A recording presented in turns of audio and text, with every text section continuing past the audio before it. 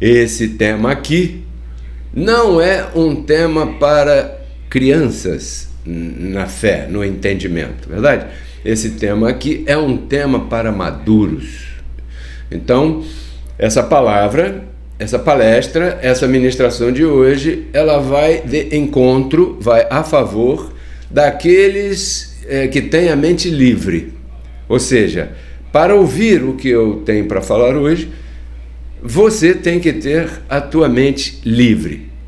E com todo carinho, com todo respeito a você que está aqui novo, nova, você que está me acompanhando há pouco tempo, seja muito bem-vindo, né, todo mundo, mas nosso trabalho, nossa ministração não é para qualquer pessoa. Então, na verdade, eu vou te dizer com todas as letras, eu não faço questão de ter aqui pessoas que não estão interessadas em crescer, tá? Se você não está interessado em crescer, se você está satisfeito ou satisfeita com as coisas que você está vendo aí, a vida como está por aí, então fique lá onde você está, porque isso aqui é para aquela pessoa que quer uma novidade de vida, aquela pessoa que deseja melhorar.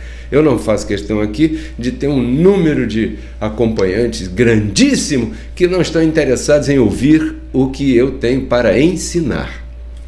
Pois bem, eu aprendi nas semanas anteriores uma coisa bonita com a minha sogra, né? Minha sogra está na minha casa nesses dias e eu vou transferir essa pergunta para você. O que tem em comum essas três coisas que eu vou te dizer? Um livro? Presta atenção, um guarda-chuvas e a tua mente. Um livro, um guarda-chuvas e a tua mente. Elas têm uma coisa em comum. Caramba, coisas tão diferentes, Pedro Kelly. Como é que pode ter algo em comum? Um livro, um guarda-chuvas e a minha mente? Parece brincadeira. Então a minha sogra me ensinou. Ela disse assim: essas 3 coisas só servem, só têm utilidade, só funcionam se estiverem abertos. Um livro fechado é uma história não contada. Um guarda-chuva fechado, você vai se molhar, filho. E uma mente fechada, isso é o que mais tem aí fora. Então, esse é o convite que eu te faço. Abra tua mente, transforme sua vida, porque hoje eu vou te explicar por que as pessoas comuns se acostumaram a terceirizar a sua fé. Porque isso, terceirizar a fé, não é uma coisa normal, verdade? Tem que ter uma explicação, tem que ter acontecido algo aí no caminho para que as pessoas, então, tenham esse costume de terceirizar a sua fé. Alguém pode perguntar: Pedro Kelly, o que é terceirizar a fé? Terceirizar a fé é a pessoa ir rezar para o Santo Antônio para que ele interceda a favor do seu matrimônio, ou então ela ir rezar para o São Cristóvão para que o São Cristóvão interceda a favor do seu marido que é motorista de caminhão, de não sei o que e tal, ou então a pessoa vai rezar para o São Lázaro, porque tem os problemas dos cachorrinhos aí. Ou então a pessoa vai rezar para o São Judas Tadeu, para o Flamengo ganhar do Goiás. Ou então a pessoa vai na reunião de oração lá do apóstolo. Ou então a pessoa usa um santinho na sua carteira, ou então a pessoa acende uma vela na encruzilhada por aí pelas madrugadas, ou então a pessoa amarra uma fitinha do Senhor do Bonfim lá da Bahia, ou então tanta coisa que fizeram com que as pessoas terceirizassem a sua fé. Não, eu vou perguntar ao meu pastor para ver se isso está em linha com Deus. Ou seja, quem responde por Deus é o pastor daquela pessoa, é aquele líder. Ou seja, se aquele líder disser, não faça isso, a pessoa vai entender ou vai pensar que é Deus que está autorizando aquele líder para fazer isso. Isso se chama terceirizar a sua fé. Isso se torna uma dificuldade grande, para não falar um problema, porque quando a pessoa se acostuma a terceirizar a sua fé, ela também se acostumou a terceirizar uma porção de outras coisas, e isso aí é o que a gente vai, no decorrer da ministração de hoje, você vai compreender. Agora, se você quiser, pegue papel e caneta para escrever um pouquinho o que eu vou te dizer agora, porque para fundamentar o tema de hoje, eu tenho que te contar um pouco de história, com H. Então eu queria te dar uns dados históricos. Por exemplo, talvez você tenha perguntado de onde surgiram essas religiões que estão por aí. Vou te explicar agora. Mas a raiz de todas elas é a Igreja Católica Romana. E você me pergunta, tá bom, mas a Igreja Católica sempre existiu? E eu te digo, não! Eu vou te mostrar quando ela começou. Entendeu? Eu estava conversando com o Dagoberto. Dagoberto, você sabe que é um colega que eu tenho, que às vezes eu converso e dialogo com ele. De verdade, eu dialogo com ele. Né? E então o Dagoberto estava me questionando isso. Não, Pedro Kelly, é porque a Igreja Católica sempre existiu, então é a primeira, é a mãe de todas. E eu disse, a Igreja Católica nem sempre existiu, pelo menos a história conta outra coisa. E eu comecei a conversar com ele. Dagoberto, você sabe quem foi um homem chamado Constantino I? Ele disse, não. Eu falei, então eu vou te contar a história do Consta. O Constantino I era um dos líderes naquela época antiga, lá pelo século IV, mais ou menos no ano 306. O Império Romano não estava unificado, como você deve ter conhecido, já unificado. E haviam várias facções que estavam guerreando entre si, todo mundo querendo liderar a parada. E Constantino era um desses faccionados que também queria liderar essa parada e tinha lá o seu exército e guerreava contra um e contra outro. O detalhe é que a mamãe do Constantino era seguidora dos ensinamentos de Jesus. E Constantino certamente era influenciado por sua mãe, mas ele continuava lá na sua guerra, até que um dia o Constantino teve uma visão no céu e que lhe apareceu uma grande cruz. E ele ficou impressionado e impactado com aquele símbolo e ouviu uma voz bem forte que falou para ele assim, sob este símbolo vencerás. E Constantino ficou encucado com aquela visão. O tempo passou, a guerra continuava ali, todo mundo querendo liderar, e Constantino resolveu apostar naquela visão. O que ele fez? Mandou pintar na roupa e nos escudos dos soldados do seu exército a cruz, o símbolo da cruz. Então, onde chegava alguém, um soldado, um exército que tinha o símbolo da cruz, todo mundo sabia que ali estava Constantino. Até que o tempo foi passando, ele foi guerreando, foi de fato vencendo as batalhas e venceu o último dos opositores e se tornou Constantino I, o primeiro imperador de Roma. Então, a partir daí, cessou a perseguição aos chamados cristãos, porque eles eram perseguidos. Você lembra do Nero, né? Antecessor dele, o Nero mandava matar todo mundo que seguia os ensinamentos de Jesus de Nazaré. Então Constantino, quando conseguiu vencer tudo isso, ele unificou o império, mandou cessar a perseguição aos chamados cristãos e mais ou menos ali pelo ano 325 ele unificou a igreja cristã. Vou te dar um detalhe interessante. Para eles Jesus não era Deus. Eles resolveram aceitar a divindade de Jesus através de uma votação que eles fizeram. Veja que coisa interessante. O tempo passou e depois, por necessidades políticas, Constantino aceitou a divisão do Império de Roma em Roma Ocidental, cuja capital ficou mesmo em Roma, e Roma Oriental, cuja capital ficou em Constantinopla. Daí vem o nome da cidade lá, que hoje na Turquia, é verdade? Chamada Constantinopla, de Constantino. Ah, muito bem. Bom, Constantino passou e depois dele veio um homem chamado Teodósio. Teodósio, no ano 379, até aí não existia Igreja Católica. 379. Mas, depois que entrou Teodósio e a coisa foi evoluindo, entre o ano 382 e 397, se reuniram para criar a primeira Bíblia católica. 73 livros. Então se reuniram num concílio, numa reunião, numa região que se chamava Niceia, salvo engano, né? Então reuniram nesse concílio para eleger o livro básico que eles desejavam instituir ali na Igreja Católica. Veja que a Igreja Católica estava se formando ali.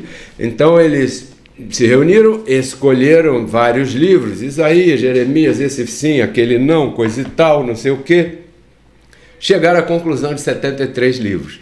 Dá licença para o meu café. Graças, Morena. Então,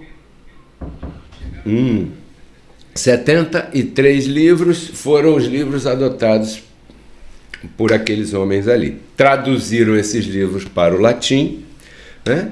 E são os livros que compõem a Bíblia chamada Católica Romana nos dias de hoje. Os evangélicos, os protestantes, né, eles não aceitaram os 73 livros, eles ficaram somente com 66. Desses mesmos 73, eles separaram 66 e fizeram uma Bíblia como essa aqui, que só tem 66 livros.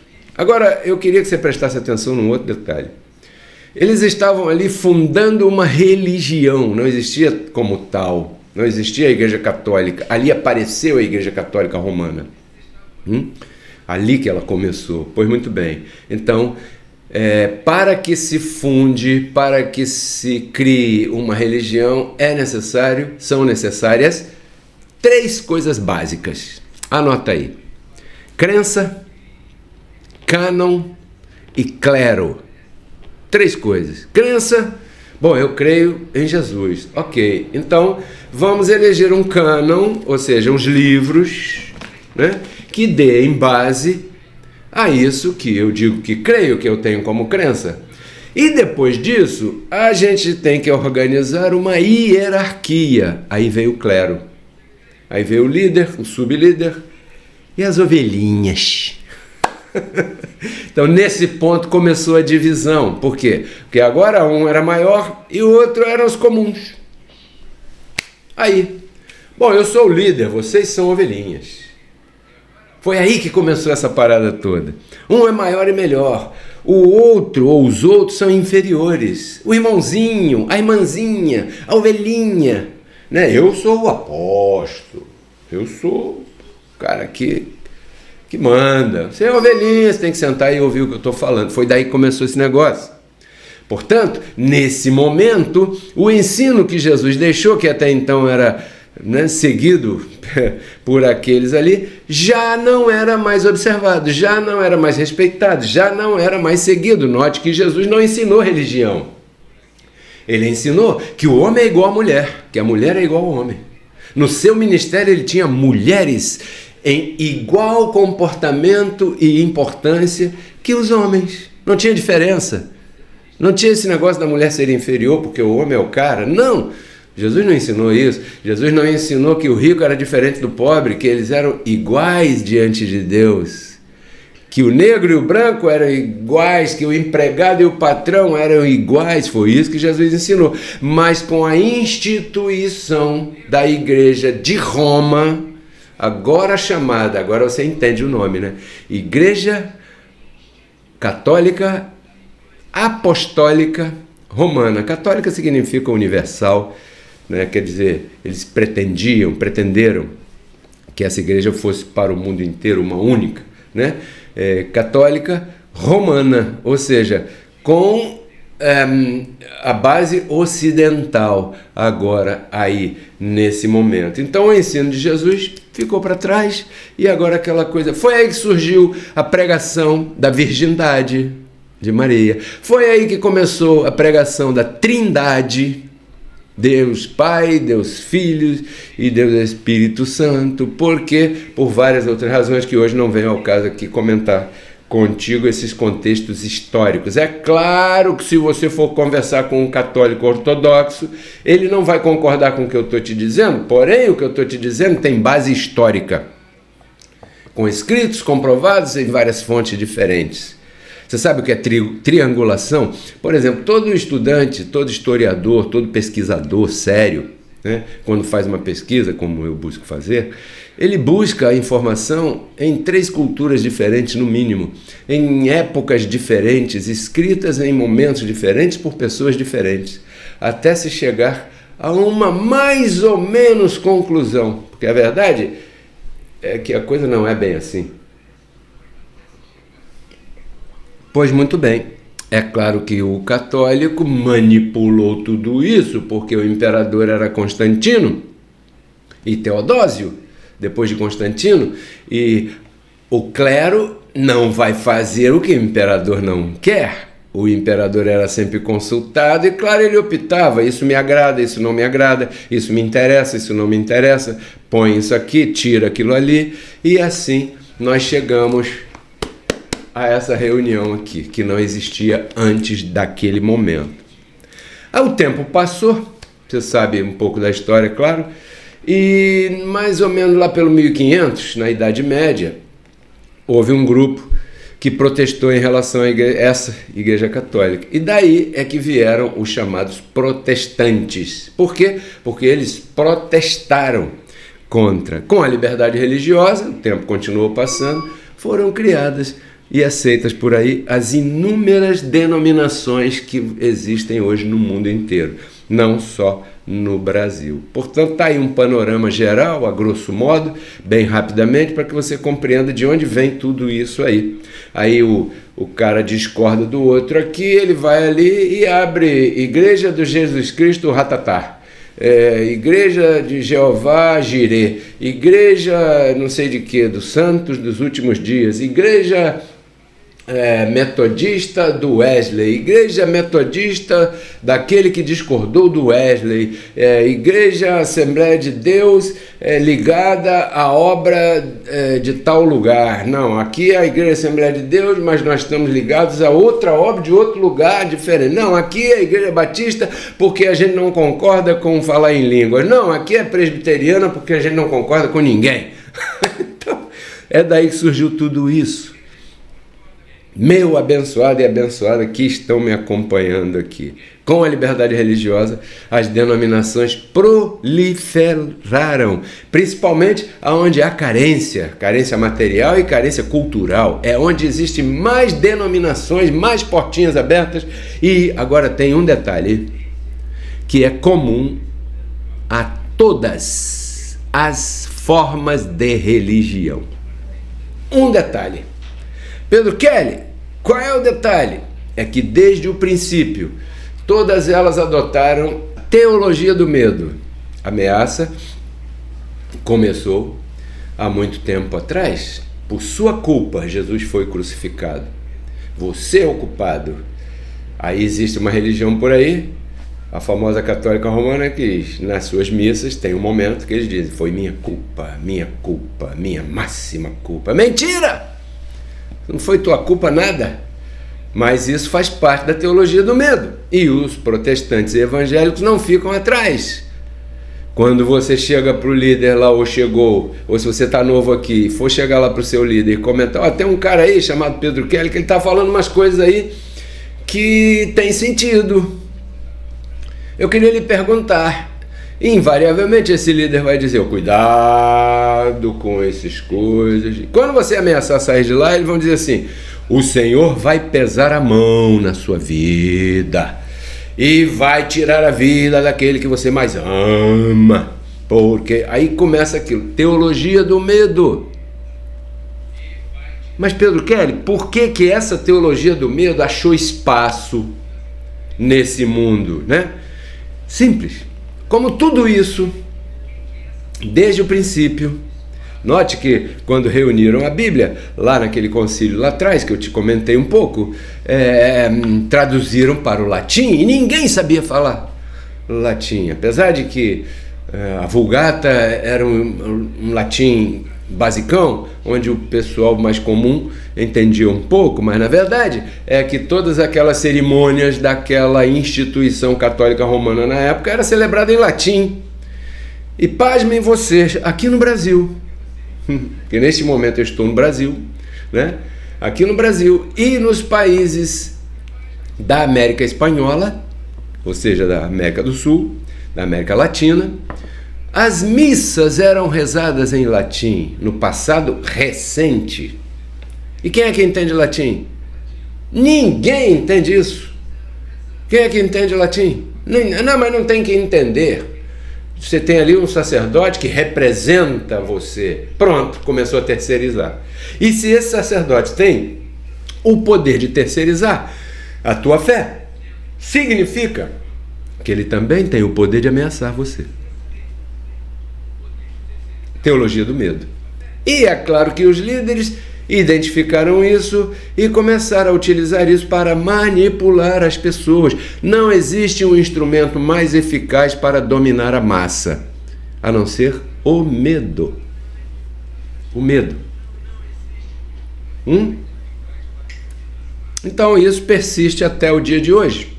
Ninguém lia, apesar da Bíblia estar em latim. Por quê? Porque eu não entendo nada, cara. Vou ler como?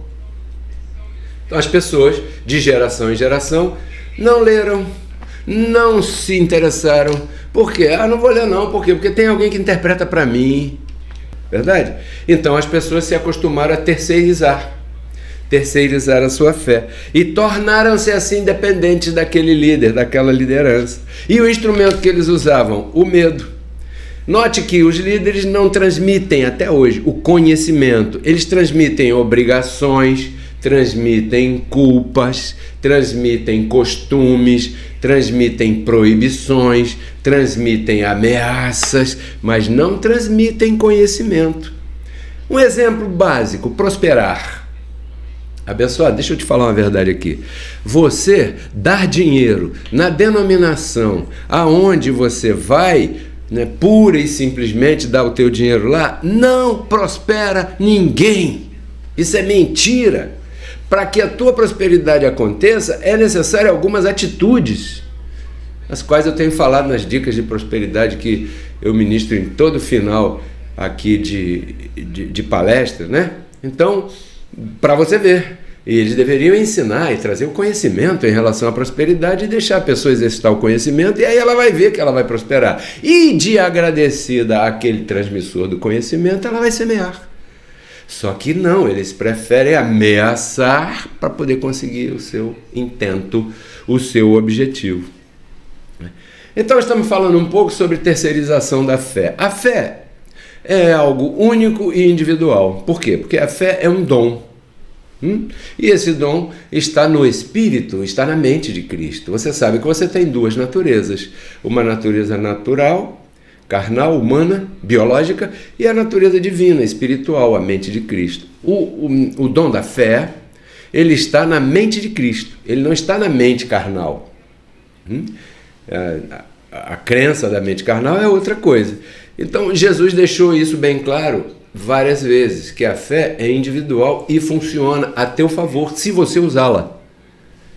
Se você usá-la, sim. Você se recorda que Jesus falava assim: vocês são capazes de fazer coisas maiores do que estas.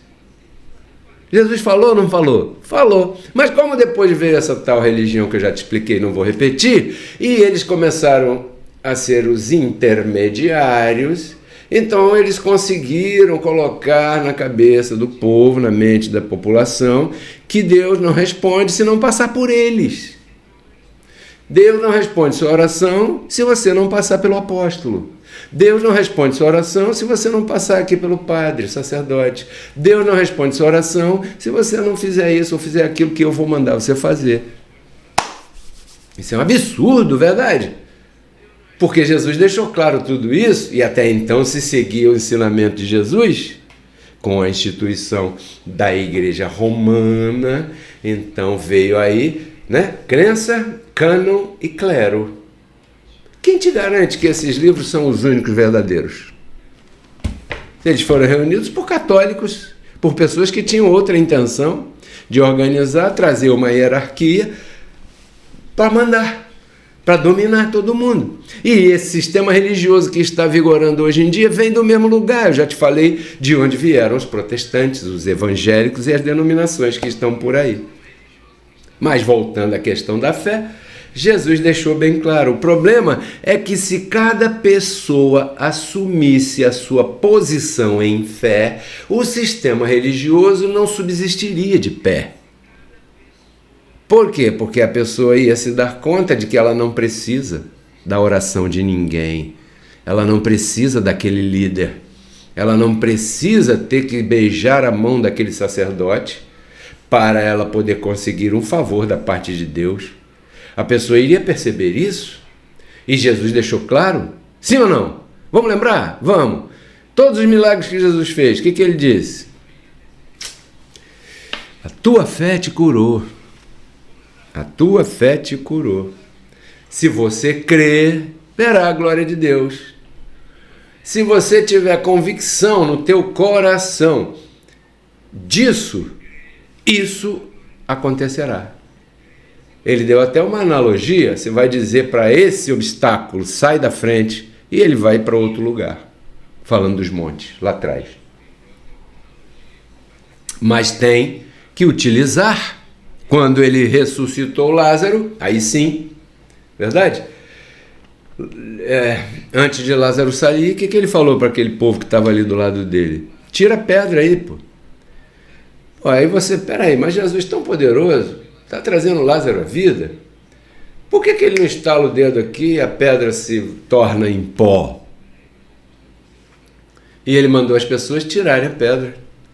E as pessoas tiveram que fazer alguma coisa. Tira essa pedra aí. Ok, Jesus não meteu a mão aí.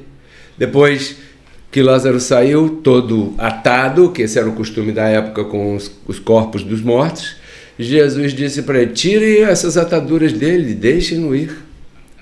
Ou seja, por que ele já não saiu de lá de dentro sem atadura nenhuma? Tão poderoso, tanta ressurreição, um milagre maravilhoso, grandíssimo. Mas é que requer atitude daquele que está ali para que a fé possa funcionar. Bom, então o problema aí é que se cada pessoa assumisse isso que nós estamos falando como sua verdade, assumisse a sua posição em fé, o sistema religioso iria viver de quê, hein, abençoado? Iriam acabar as reuniões de oração.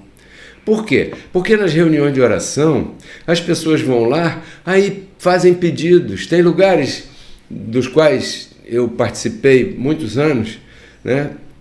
Um dos quais na Igreja Evangélica Pentecostal Congregacional Avivada, em Guadalupe, as terças-feiras eram reuniões de oração, então as pessoas com problemas iam lá, escreviam um problema num papel e depositavam numa cestinha de vime, que ficava assim lá no púlpito, e depois um irmão ou uma irmã daqueles bem poderosos vinham, pegavam aquela cestinha e faziam uma oração, né, para que todos aqueles problemas fossem resolvidos.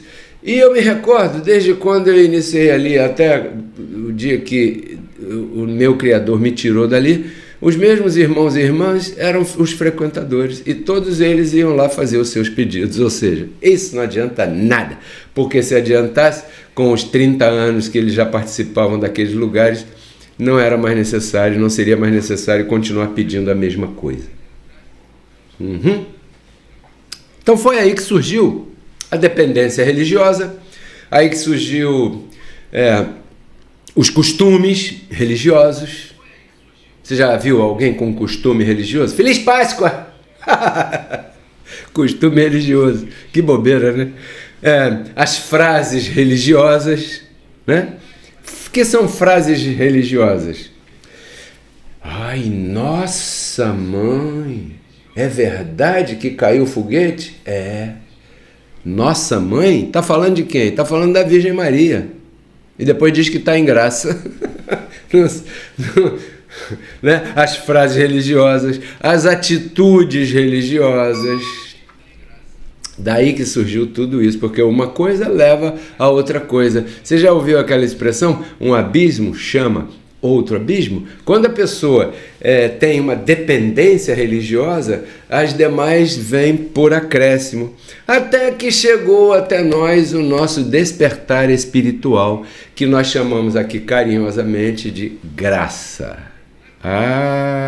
Na intimidade, na nossa intimidade aqui, a gente chama isso aqui de graça. O irmão está em graça? Estou em graça. Abençoado, não é mais Deus te abençoe? Não, não é mais Deus te abençoe, eu entendi que eu já sou abençoado. Então você está em graça? Sim. O que significa essa expressão? Significa uma forma comum de identificar uma pessoa que está despertando espiritualmente.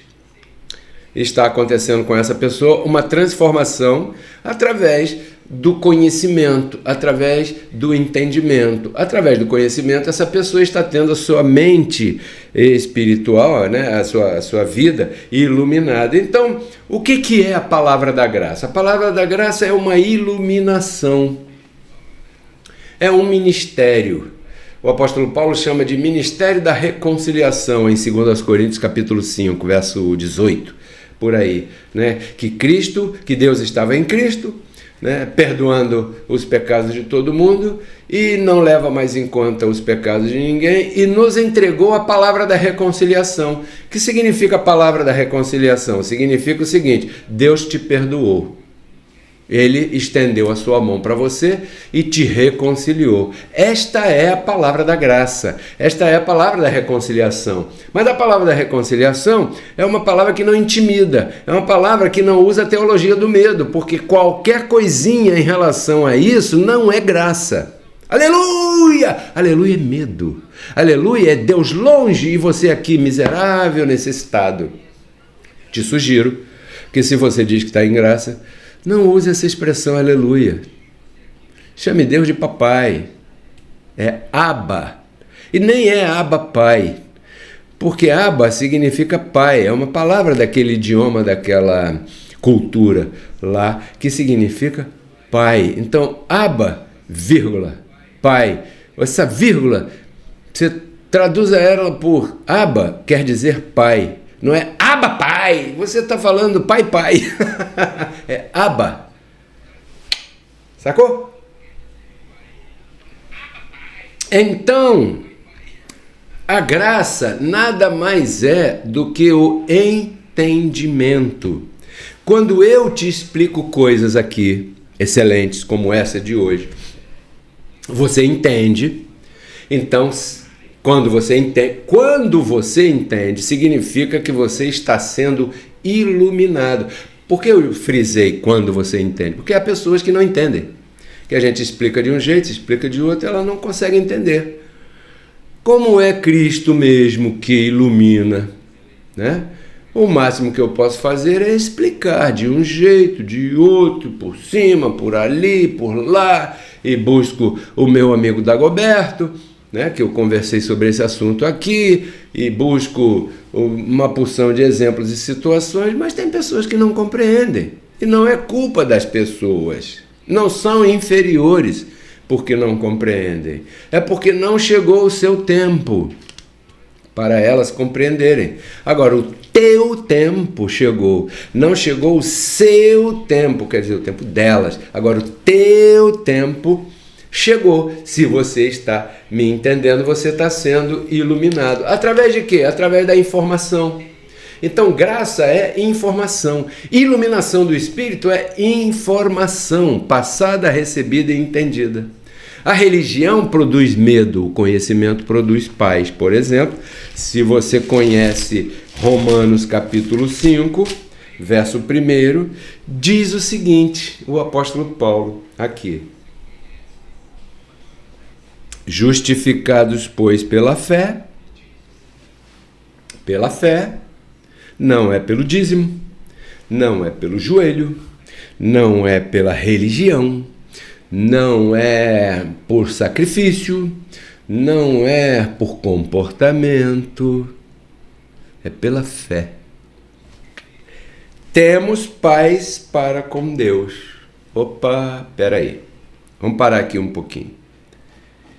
A pessoa que não tem paz para com Deus é aquela que sente que está devendo. Deus vai cobrar, irmão. Essa pessoa fala para o outro isso porque ela mesma se sente devedora. E se essa pessoa se sente devedora, ela está mostrando para você que ela não tem paz para com Deus.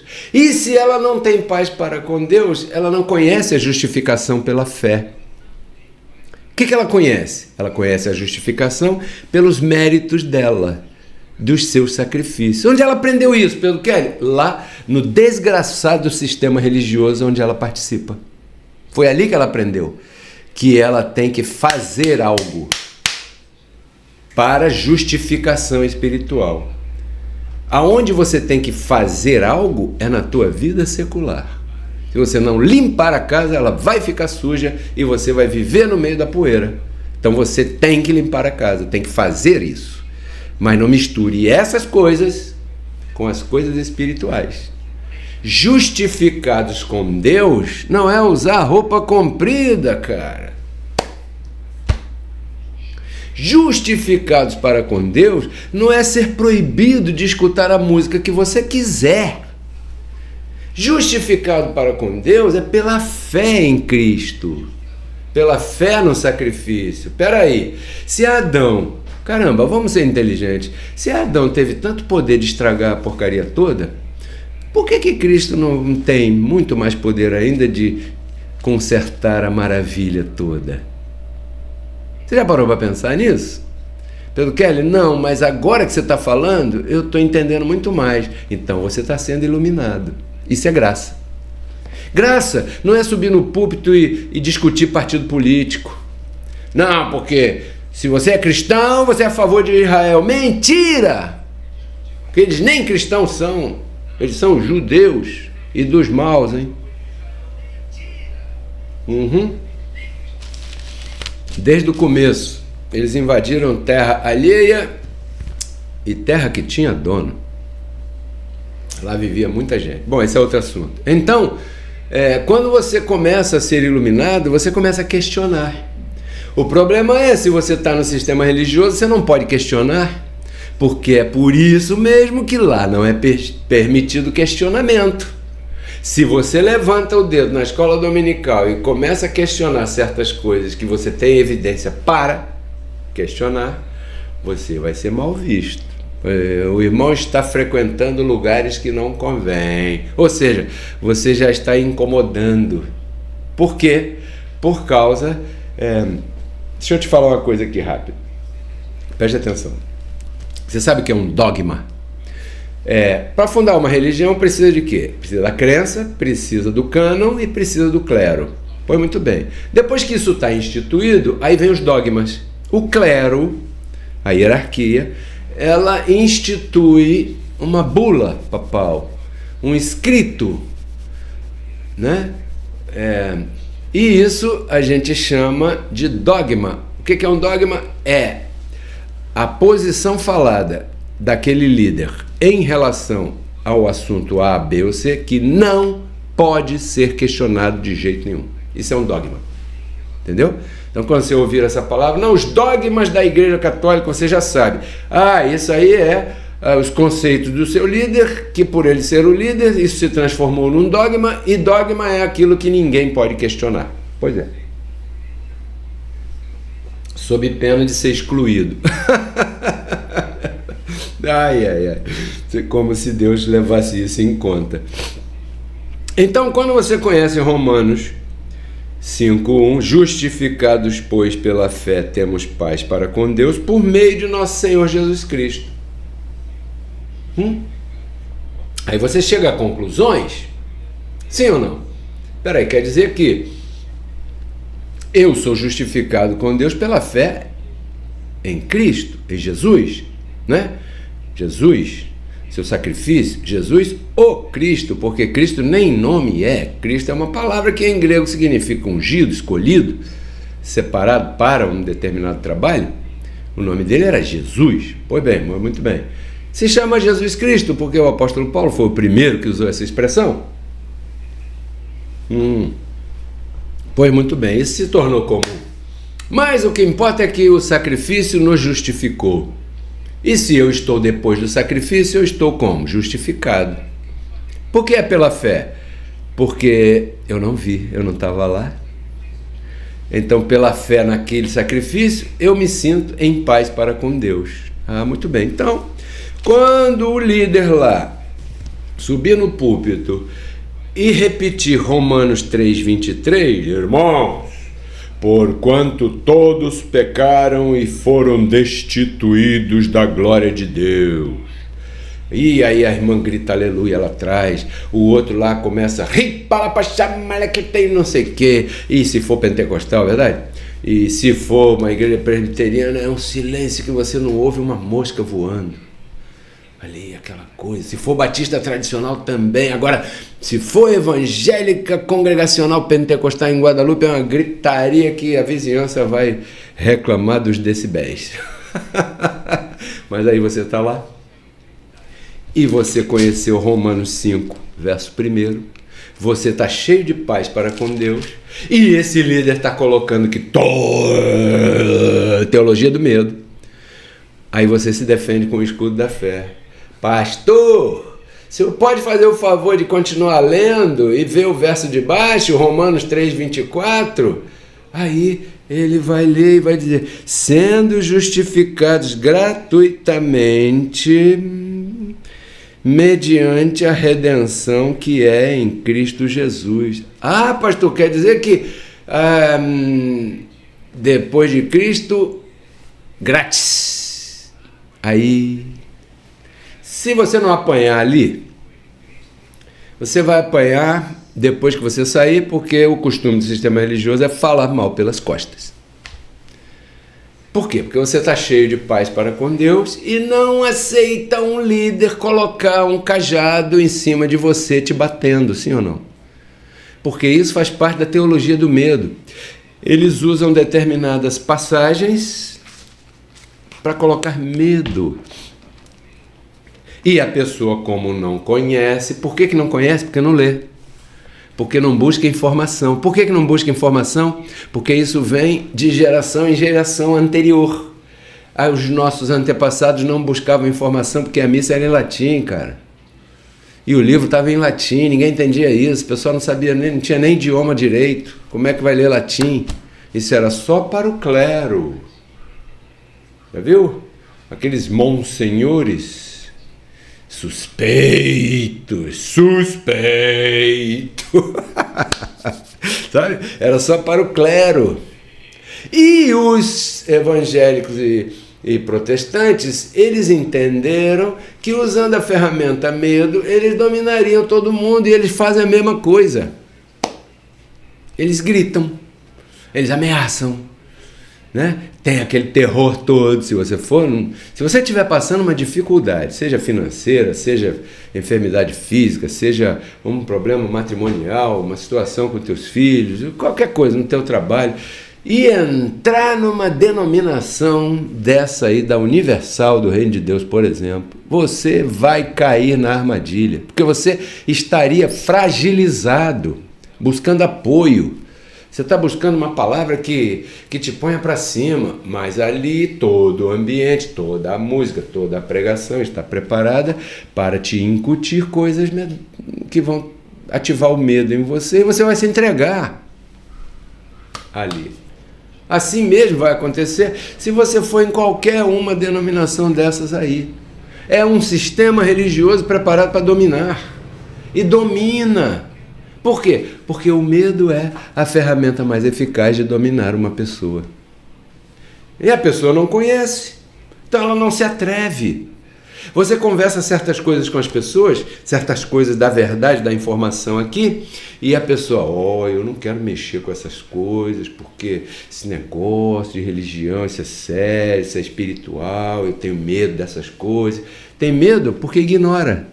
Tem medo porque desconhece. Tem medo porque para ela aquilo é obscuro. Entendeu? Você já entrou numa catedral católica romana? Que ambiente sombrio, esquisito pra caramba, que negócio estranho.